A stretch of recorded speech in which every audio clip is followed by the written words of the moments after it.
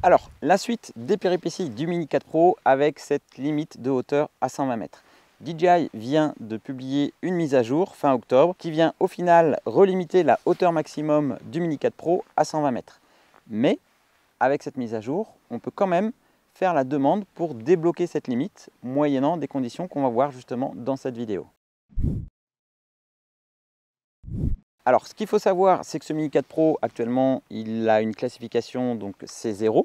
Donc, ça implique, d'un point de vue réglementation, des contraintes. Et la contrainte au niveau de la hauteur, c'est 120 mètres par rapport à la hauteur du décollage.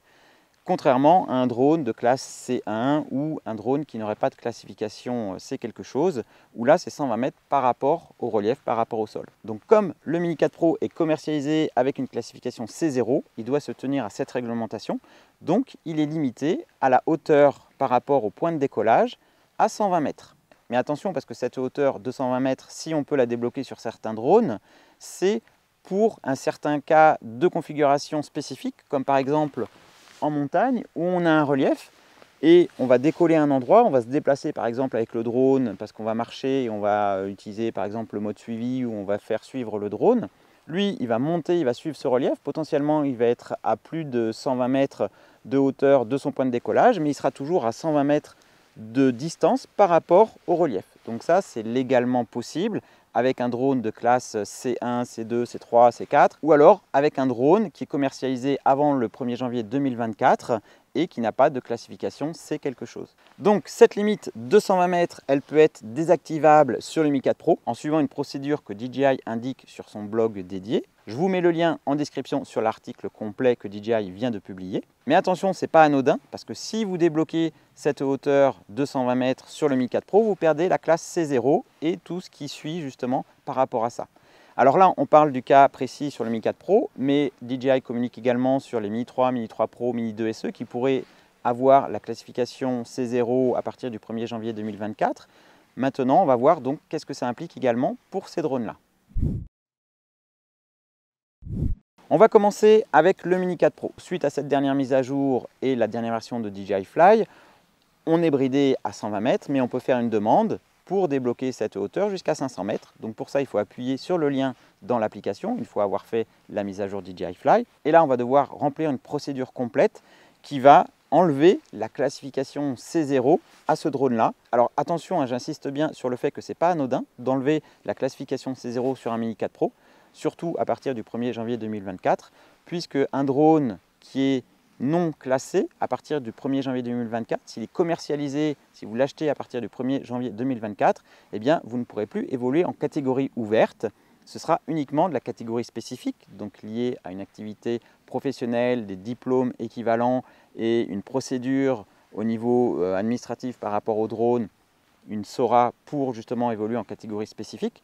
Donc, ce n'est pas anodin. Si vous faites sauter cette classification C0 sur le Mi 4 Pro, à partir du 1er janvier 2024, vous ne pourrez donc plus évoluer en catégorie ouverte avec ce drone, sauf si vous faites la demande via une procédure dédiée sur le site de DJI pour obtenir la classification C1. Et avec cette classification C1, vous allez donc pouvoir débloquer la hauteur maximum et atteindre les 500 mètres dans l'application donc DJI Fly. En revanche, vu que le drone il passe en classification C1, vous allez être obligé de passer le QCM, l'examen de la catégorie ouverte A1, A3 pour évoluer avec ce drone. Ce qui n'est pas le cas si vous gardez la classification C0 puisqu'il fait moins de 250 grammes et il a une classification C0 qui nécessite uniquement l'enregistrement du télépilote sur le portail Alpha Tango, mais vous n'avez pas d'examen obligatoire pour faire voler ce drone s'il est en classe C0, contrairement à un drone de classe C1. Donc, deux cas de figure avec le Mini 4 Pro. Soit vous faites la mise à jour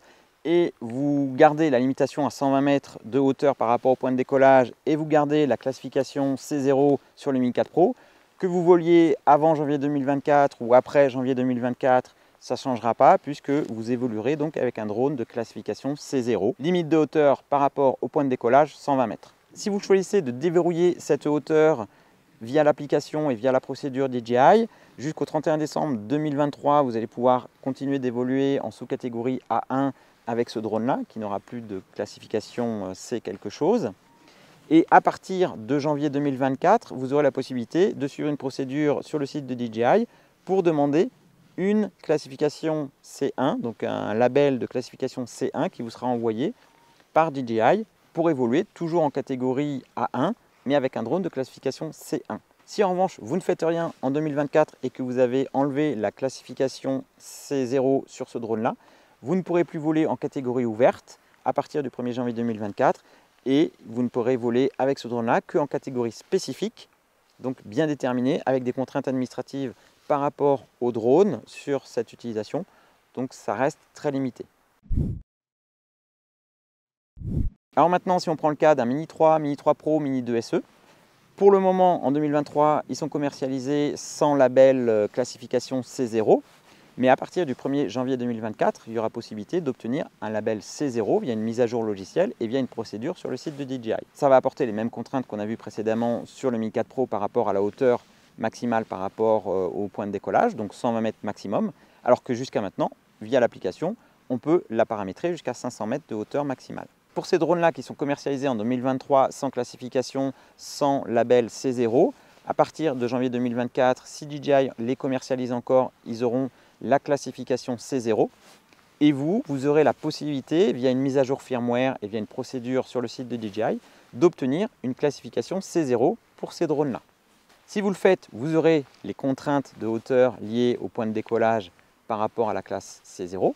Si vous ne faites pas cette mise à jour, si vous restez avec un drone qui n'a pas de classification C0, eh bien, vous continuerez d'évoluer en sous-catégorie A1 sans avoir la contrainte de hauteur maximale de 120 mètres par rapport au point de décollage. Vous pourrez évoluer à 120 mètres par rapport au relief.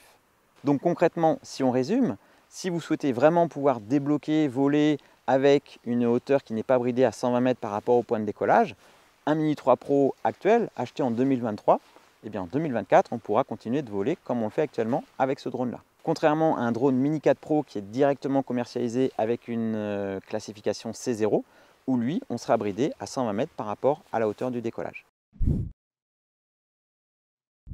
Alors attention, que ce soit sur un Mini 4 Pro, un Mini 3 Pro, un Mini 3, un Mini 2 SE, si vous faites cette mise à jour, si vous demandez la classification C0 ou si au contraire, vous déverrouillez la hauteur limite pour ne plus avoir cette classification C0 sur un Mini 4 Pro par exemple, vous n'aurez plus la possibilité de revenir en arrière.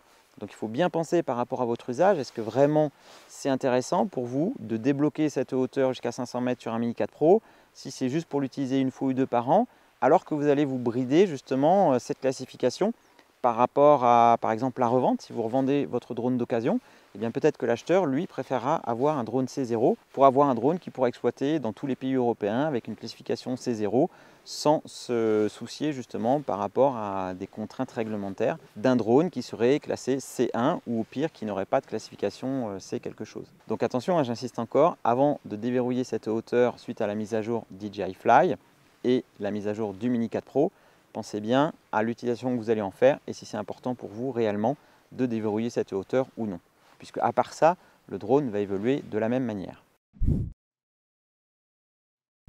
Alors si vous souhaitez vraiment déverrouiller donc cette hauteur, la procédure que ce soit sur la RC2 ou la RCN2 est presque la même, on va voir donc en détail. La première chose, c'est de mettre à jour la dernière version de DJI Fly, que ce soit encore une fois sur votre smartphone ou sur la RC2. Donc si vous avez décidé de débloquer cette hauteur-là, je répète encore une fois, c'est irréversible. Vous allez perdre la classification C0 de votre drone. Il va falloir une connexion Internet pour activer et remplir ce formulaire auprès de DJI. Sur l'application smartphone, vous allez suivre les étapes, cliquer sur le lien, donc débloquer cette hauteur maximale et remplir le formulaire. Sur la RC2, vous allez avoir un QR code à scanner avec votre smartphone pour faire la procédure sur le smartphone. Donc il suffira de remplir les différents champs et il faudra donc montrer une photo du drone avec l'étiquette de classe C0 qui est décollée, qui est enlevée et le numéro de série visible. Avant de valider ce formulaire, bien sûr DJI insiste sur le fait que vous allez perdre la classification C0, que si vous n'avez pas un drone classé à partir du 1er janvier 2024, vous ne pourrez évoluer qu'en catégorie spécifique avec une procédure SORA et que ce processus est irréversible à partir du moment où vous faites ce choix. Alors tout ça, toute cette procédure et tous ces textes de loi, vous allez pouvoir les retrouver sur le blog de DJI, je vous mets le lien dans la description. Ça fait référence aux textes européens, donc tout ça c'est valable pour un drone qui évolue en Europe. Si vous enlevez la classification C0 au drone, dans certains pays comme les États-Unis, ça ne changera pas grand-chose. Donc c'est essentiellement donc, pour une utilisation en Europe que DJI a prévu justement cette procédure-là. Et franchement, je trouve ça quand même bien de la part d'un constructeur d'essayer de vous donner le choix par rapport au texte réglementaire. Lui, quand il commercialise un drone, il est obligé d'avoir un drone qui correspond à la réglementation en vigueur. Donc en Europe, à partir du 1er janvier 2024, tous les drones commercialisés devront être vendus avec une classification. Si ce n'est pas le cas, ils seront utilisables uniquement en catégorie spécifique avec les contraintes qu'on a vues précédemment. Donc commercialement, et ça je pense que c'est valable pour tous les fabricants, je ne vois pas trop l'intérêt en 2024 de commercialiser des drones qui n'auront pas de classe C quelque chose, parce qu'ils seront utilisables uniquement en catégorie spécifique avec des contraintes réglementaires, des demandes SORA pour avoir une exploitation. Donc ça limite quand même pas mal les ventes à mon avis. Alors maintenant, est-ce qu'il vaut mieux débloquer, déverrouiller, perdre la classe C0 pour un Mi 4 Pro ou pour un autre drone mini de la gamme DJI? Est-ce qu'il faut demander le label C0? Personnellement, je vais laisser mon Mini 4 Pro avec la classification C0 parce que le vol en montagne, au pire, si vraiment j'ai besoin, je repose le drone, je me déplace, je le refais décoller. Bon, voilà, à part quelques cas très spécifiques qui seront à mon avis minimes, débloquer la hauteur à 500 mètres, personnellement, je ne vois pas trop l'intérêt. Je préfère garder la classe C0 et tous les avantages qu'il y a avec, si ce n'est au niveau du survol des personnes, même si entre un C0 et un C1, il n'y aura pas grande différence. Avec un drone de classe C0, le survol des personnes isolées est toléré. Avec un drone de classe C1, on n'a pas le droit de survoler des personnes isolées, mais si c'est le cas, si ça arrive, il faut éviter de faire durer cette situation et s'écarter. Donc, la différence est quand même assez subtile. En revanche, avec les deux drones, on n'a pas le droit de survoler deux groupes de personnes, quoi qu'il en soit. Donc, à part l'examen qu'il faut passer, l'examen de catégorie ouverte, entre un C0 et un C1, on va dire que la différence est quand même relativement minime. Même si vous avez un drone de classe C0, je vous encourage quand même à passer cet examen de catégorie ouverte. Ça n'engage à rien, c'est gratuit en plus pour le moment, donc autant le passer maintenant. Et voilà, au moins comme ça vous êtes au fait un petit peu des choses que vous pouvez faire et ne pas faire. Quoi qu'il en soit, le mieux c'est peut-être d'attendre un petit peu avant d'installer les dernières mises à jour que nous propose DJI, d'avoir un petit peu plus de recul, de prendre le temps de réflexion, savoir si vous souhaitez ou non déverrouiller cette hauteur maximale, parce que j'insiste sur le fait que si vous enlevez la classification C0 au Mini 4 Pro, c'est irréversible, vous ne pourrez plus l'obtenir, ou alors il faudra attendre janvier 2024 pour obtenir une classification C1. Donc prenez bien le temps de réflexion. Je vous mets le lien vers le blog de DJI, vers la communication officielle de DJI et tous les textes en référence. Et de mon côté, je vous tiendrai bien sûr au courant s'il y a d'autres évolutions. D'ici là, je vous dis à très bientôt pour de prochaines vidéos. Ciao!